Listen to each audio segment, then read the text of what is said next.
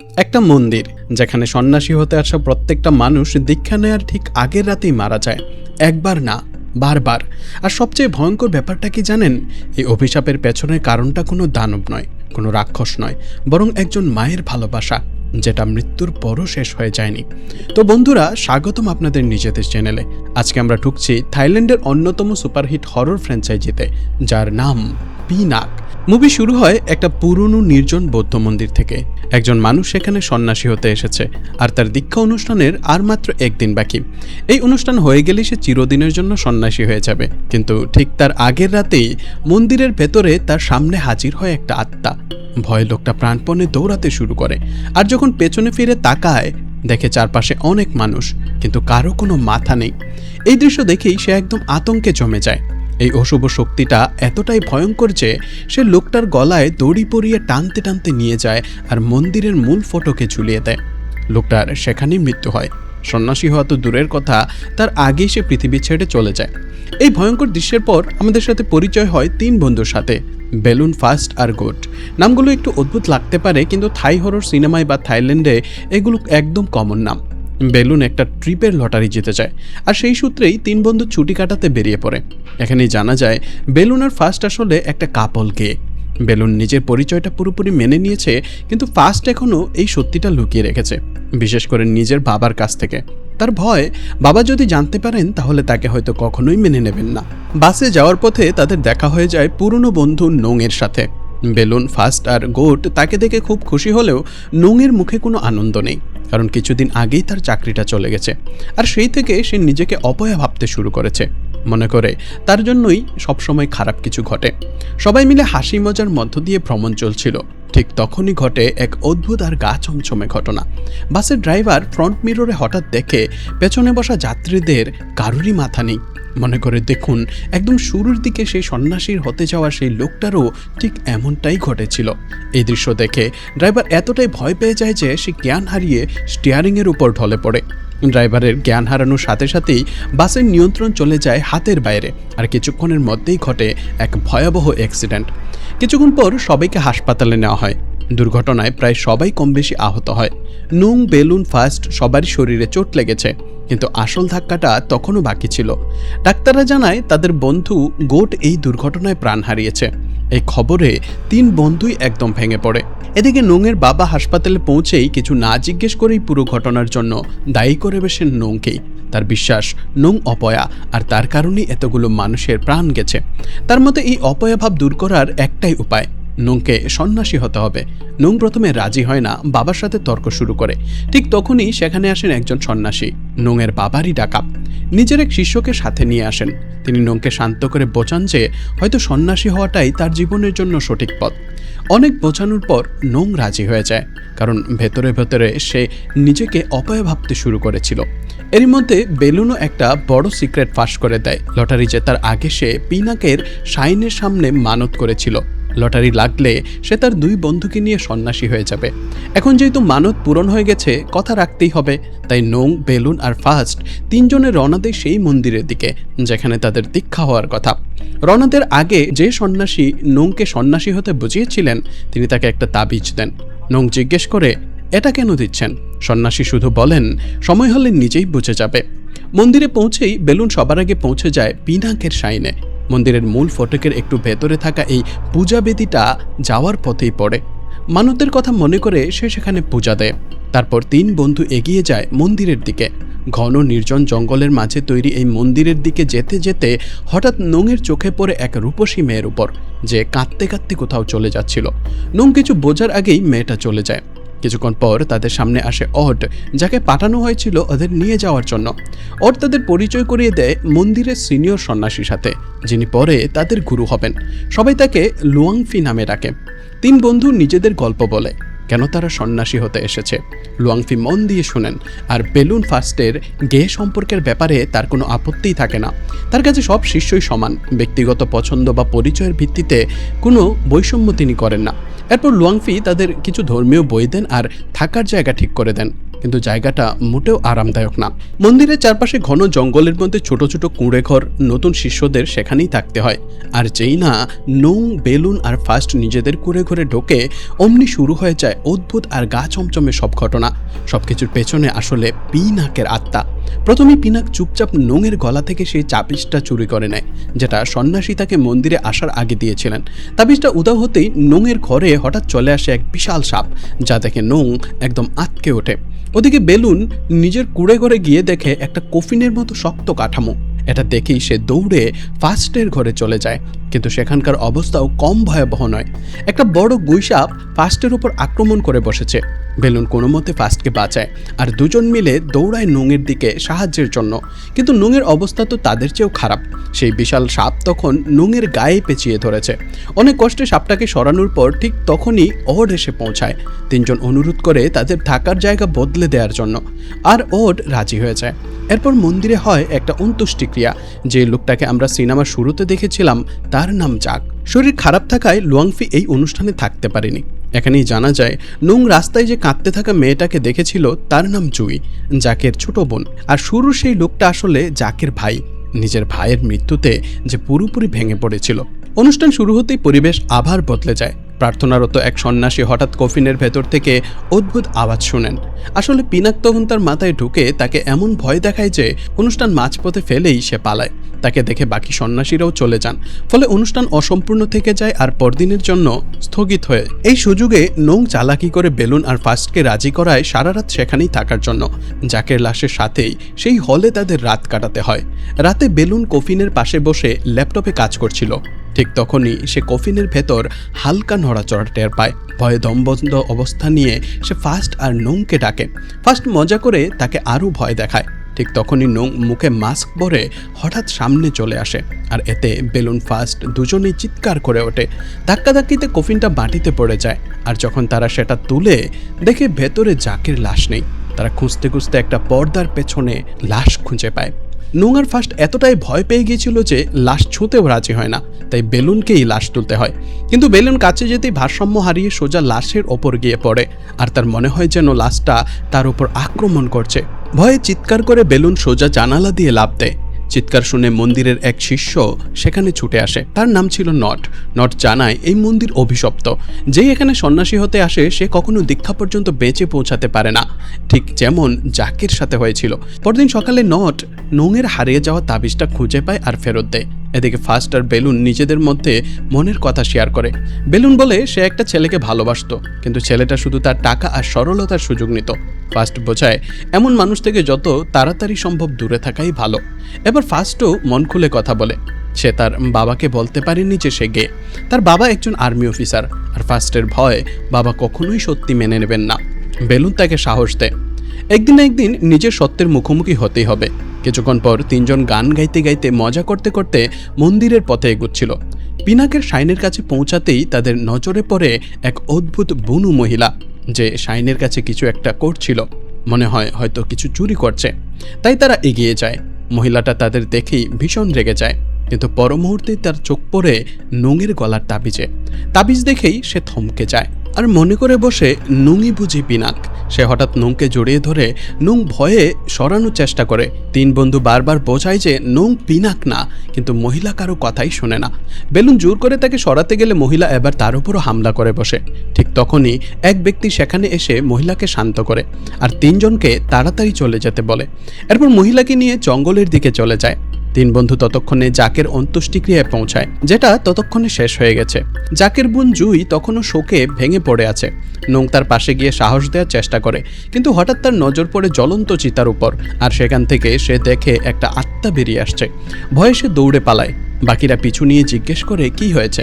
Nong বলে সে একটা আত্মা দেখেছে, কিন্তু সেটা জাকের না, কারণ সেই আত্মার হাত পায়ে অনেক টেটু ছিল, অথচ জাকের গায়ে একটাও টেটু ছিল না। এতে সবাই বুঝে যায় যে শক্তি তাদের ভোগাচ্ছে সেটা জাকের আত্মা নয়, অন্য কেউ।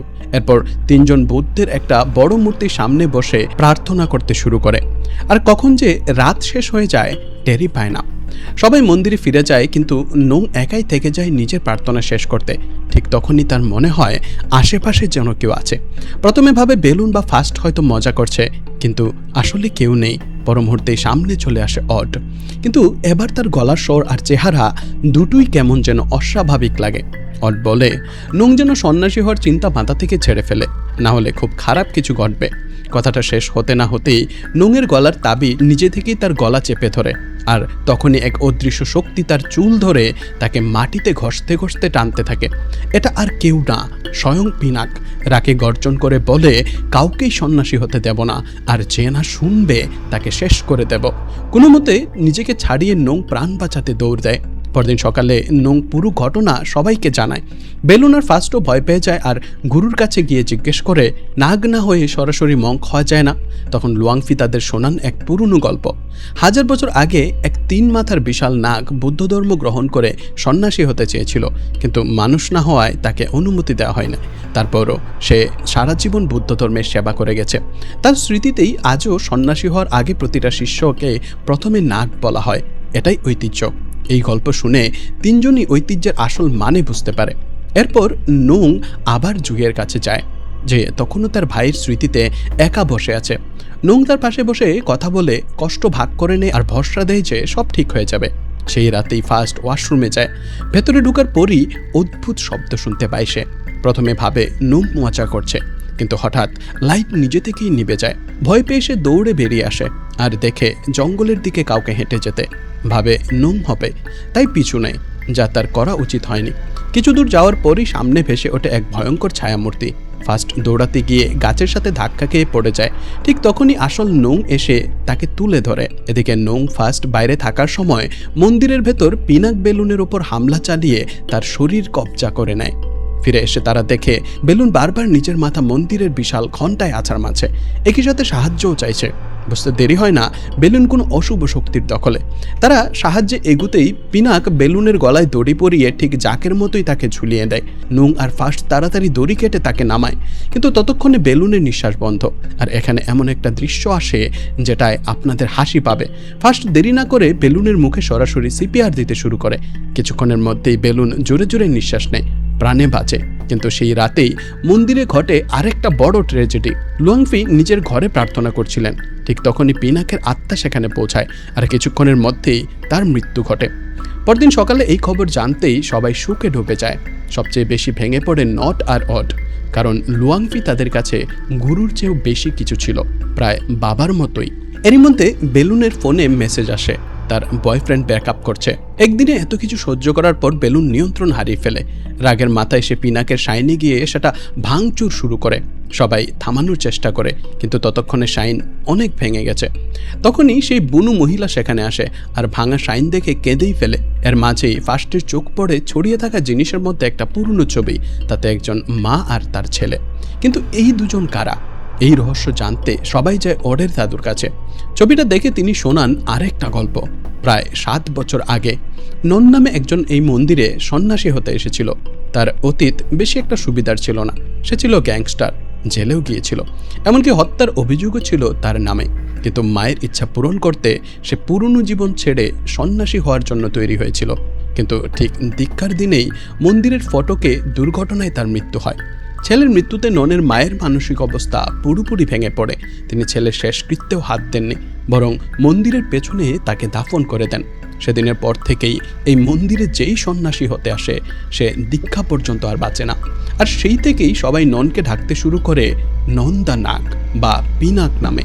তাহলেই বুঝতে পারছেন পিনাক নামের আসল অর্থ কি। এই গল্পে ননই আসলে পিনাক। পি মানে বয়োজ্যেষ্ঠ আর নাক মানে যে সন্ন্যাসী হতে এসেছিল। দুটো মিলিয়ে এই নাম, যার উপর ভিত্তি করে গড়ে উঠেছে পুরা সিনেমাটা। ঠিক তখনই নটের চোখে পড়ে আরেকটা পুরনো ছবিতে। ননের গলায় ঝুলছে ঠিক সেই তাবিজ যেটা এতক্ষণ নোংের গলায় ছিল। এতে স্পষ্ট হয়ে যায় কেন সেই মানসিকভাবে বিপর্যস্ত মহিলা নোংকে দেখা মাত্রই জড়িয়ে ধরেছিল। সে আসলে নোংকে নিজের মৃত ছেলে ভেবে ভুল করেছিল। আরেকটা ছবিতে দেখা যায় ননের পাশে সেই একই সন্ন্যাসী যিনি মন্দিরে আসার আগে নোংকে তাবিজ দিয়েছিলেন।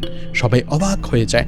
তখন ওদের দাদু জানান আরেকটা সত্যি, পূজাবেদীর কাছে থাকা সেই বুনু মহিলা আসলে ননের মা, যিনি বছরের পর বছর ধরে ছেলের পূজাবিধি দেখাশোনা করে আসছেন, আজও তাকে জীবিত ভেবে। এই সত্যি জানার পর নোং, ফার্স্ট আর বেলুন নিজেদের ভুল বুঝতে পারে। তিনজনেই মহিলার কাছে গিয়ে ক্ষমা চায় আর ভাঙা শাইনটা আগের মতো ঠিক করে দেয়। নুং নিজের গলার তাবিজ ফিরিয়ে দেয় নুনের মায়ের হাতে। শেষে তিনজন বেদির সামনে হাত জোর করে পিনাকের কাছে ক্ষমা চায় আর তার আত্মার শান্তি কামনা করে। কিন্তু তারা বুঝতেই পারেনি পিনাকের রাগ তখনও শান্ত হয়নি। আসলে ভয়ঙ্কর রাতটা তখনও বাকি ছিল। সেই রাতের পর তিন বন্ধু কিছুটা শান্তি পায়। পরের দিনের অপেক্ষায় থাকে, কারণ পরদিন সকালেই তাদের দীক্ষা অনুষ্ঠান। মনে হচ্ছিল তারা সন্ন্যাসী হয়ে গেলেই মন্দিরের এই পুরনো অভিশাপ চিরদিনের জন্য শেষ হয়ে যাবে। কিন্তু এই স্বস্তি বেশিক্ষণ টেকেনি। রাতে হঠাৎ বাইরে কারো পায়ের শব্দ শোনা যায়। বেলুন দরজার কাছে গিয়ে দেখতেই আবার পিনাক তার শরীরে ভর করে। এবার সে সরাসরি ফাস্টের ওপর বমি করে দেয়, আর সেই বমির ভেতর থেকে বেরিয়ে আসে ঠিক সেই তাবিজ যেটা নুং একটু আগেই ফিরিয়ে দিয়েছিল। পিনাক চিৎকার করে বলে তাদের কেউই সন্ন্যাসী হতে পারবে না, দীক্ষার আগেই সবাইকে শেষ করে দেবে। ঠিক তখনই নড আর অড সেখানে পৌঁছায়। নট তখনও সন্ন্যাসী হয়নি বলে তার কাছে কোনো আধ্যাত্মিক শক্তি নেই, কিন্তু সাহস করে টর্চ দিয়ে সজোরে আঘাত করে বেলুনের মাথায়। এই আঘাতে বেলুন জ্ঞান হারায় আর পিনাকের ভর সাময়িকভাবে দুর্বল হয়ে পড়ে। তখন সবার মাথায় আসে এক আইডিয়া। পিনাকের সবচেয়ে বড় ইচ্ছাই যখন সন্ন্যাসী হওয়া, তাহলে কেন তার অসম্পূর্ণ দীক্ষা অনুষ্ঠানটাই সম্পন্ন করে দেওয়া হচ্ছে না? হয়তো তাতেই তার আত্মা শান্তি পাবে চিরদিনের জন্য। এই ভেবে সবাই মিলে মন্দিরের পেছন থেকে খুঁড়ে বের করে আনে ননের দেহ। নং অটকে বলে দীক্ষার সরঞ্জাম আনতে, আর নিজে ফাস্টকে গিয়ে বেলুনকে সাথে করে নিয়ে আসে। নটকে রেখে যাওয়া হয় লাশের কাছে অপেক্ষা করতে। সবকিছু ঠিকঠাকই এগোচ্ছিল, কিন্তু নুং ফাস্ট বেলুনকে নিয়ে ফিরে এসে দেখে ননের লাশও নেই। নটকেও কোথাও দেখা যাচ্ছে না। ডাকাডাকি করতেই দূরের একটা ছোট মন্দির থেকে ভেসে আসে নটের আর্তচিৎকার। তিনজন দৌড়ে পৌঁছায়, দেখে পিনাক নটের উপর হামলা চালিয়েছে। মুহূর্তের জন্য কেউ বুঝে উঠতে পারে না কি করবে।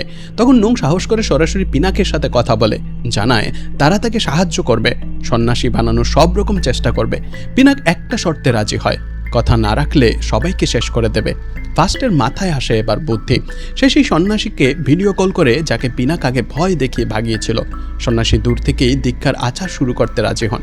প্রয়োজনীয় জিনিসপত্রও জোগাড় করেন, কিন্তু তখনই বোঝা যায় সবচেয়ে জরুরি একটা জিনিস তারা আনতে ভুলে গেছে, গেরুয়া পোশাক, যা ছাড়া দীক্ষা সম্ভবই না। এই কথা শুনে পিনাকের রাগ আবার বেড়ে যায়। সে নোংের উপর হামলা করে। ঠিক তখনই পিনাকের মা সেখানে এসে হাজির, হাতে সেই পোশাক। মমতা নিয়ে ছেলের হাতে পোশাকটা তুলে দেন। এত বছর পর ছেলেকে দেখে চোখে জল চলে আসে তার। ভিডিও কলে দীক্ষা শুরু হয়। সন্ন্যাসী পিনাককে প্রথাগত প্রশ্ন করেন, তার মধ্যে একটা, তুমি কি মানুষ? পিনাক উত্তর দেয়, না, কিন্তু আমি সন্ন্যাসী হতে চাই। আর ঠিক সেই মুহূর্তে সব থমকে যায়, কারণ নিয়ম অনুযায়ী শুধু মানুষই সন্ন্যাসী হতে পারে। আর একই সাথে ইন্টারনেটে ডাটা শেষ হয়ে ভিডিও কলটাও কেটে যায়। এতে পিনাক আবার নিয়ন্ত্রণ হারিয়ে ফেলে। নুংয়ের গলা চেপে তাকে শূন্যে তুলে নেয়। নুং সাহস করে বোঝানোর চেষ্টা করে, যেমন 1000 বছর আগে সেই পবিত্র নাগ মানুষ না হয়ে সন্ন্যাসী হতে পারেনি, তবু সে বুদ্ধ ধর্মের সেবা করে গেছে। ঠিক তেমনি পিনাককেও এই সত্যিটা মেনে নিতে হবে। কিন্তু পিনাক তার কথা শুনতেই চায় না। তখন তার মা এগিয়ে এসে বলেন, সন্ন্যাসী হওয়াটা ততটা জরুরি না যতটা জরুরি তার আত্মার শান্তি। মায়ের এই কথায় পিনাক শান্ত হয়ে যায়, কারণ মায়ের কথাতেই তো সন্ন্যাসী হতে জেদ ধরেছিল সে। শেষে একটা প্রশ্ন করে সে মাকে, পরের জন্মে মানুষ হয়ে জন্মালে আবার কি তার সন্তান হতে পারবে? মা হেসে বলেন, অবশ্যই, তুই প্রতি জন্মেই আমার ছেলে হয়ে জন্মাতে পারবি। এই কথা শুনেই পিনাক মাথার আগে মায়ের কোলে, আর ধীরে ধীরে তার আত্মা আলোয় মিলিয়ে চিরতরে মুক্ত হয়ে যায়। বহু বছর পর পিনাক মুক্তি পায়, মন্দিরও অভিশাপ মুক্ত হয়। পরদিন সকালে নৌ, ফাস্ট আর বেলুন নির্বিঘ্নে নিজেদের দীক্ষা অনুষ্ঠান সম্পন্ন করে আনুষ্ঠানিকভাবে সন্ন্যাসী হয়ে যায়। এরই মধ্যে তারা আরেকটা সত্যি জানতে পারে, লুয়াংফির মৃত্যুতে পিনাকের কোনো হাত ছিল না। তিনি দীর্ঘদিন অসুস্থ ছিলেন আর স্বাভাবিকভাবেই মারা গিয়েছিলেন। এরপর নৌ, ফাস্ট আর বেলুন মন্দিরের মূল ফটকে অড নটের সাথে দাঁড়িয়েছিল। ঠিক তখনই একটা গাড়ি চলে আসে, যাতে করে নিয়ে যাওয়া হচ্ছিল এক সন্ন্যাসীর লাশ। জানা যায় এই সন্ন্যাসী মন্দির ছেড়ে পালানোর চেষ্টা করছিলেন, আর সেই কারণেই সে মারা গেছে। এতে 3 বন্ধু হতভম্ব হয়ে যায়। পিনাকের অভিশাপ তো শেষ হয়ে গেছে, তবে এমন কেন হলো? তখন নট আরেকটা রহস্য ফাঁস করে, এই মন্দিরে আরও একটা অভিশাপ আছে। একবার এখানে সন্ন্যাসী হয়ে গেলে চিরকাল সন্ন্যাসী হয়েই থাকতে হয়। কেউ যদি এই পথ ছেড়ে বাইরে যাওয়ার চেষ্টা করে, তার মৃত্যু ঘটে। মানে তারা এখন আর এই মন্দির থেকে বের হতেই পারবে না। এই কথা শুনে বেলুন আর ফাস্ট একসাথে নটের উপর চিৎকার করে ওঠে। এই কথা আগে কেন বলেনি সে? কিন্তু ঠিক তখনই কাছের একটা পূজাবেদী থেকে একটা পাত্র উড়ে এসে লাগে ওডের মাথায়, আর তার ভেতর থেকে বেরিয়ে আসে একটা ভয়ঙ্কর হাত। আর বাস, এখানেই শেষ হয় পিনাক পার্ট 1-এর গল্প। এরপর আছে পার্ট 2 থেকে পার্ট 5, যেগুলো একদম লেটেস্ট রিলিজ। তাই পার্ট 1 থেকে পার্ট 5 পর্যন্ত সবকটা সিনেমাই আমি ধাপে ধাপে ব্যাখ্যা করব। এই ভিডিওতে যদি 100 লাইক আর 20টা কমেন্ট পড়ে যায়, তাহলে পরের পার্ট চলে আসবে যত দ্রুত সম্ভব। এখনও অনেক রহস্য বাকি আছে, যেগুলো এই 3 বন্ধুকে সামলাতে হবে। সেসব জানতে পারবেন পরের পর্বগুলোতে।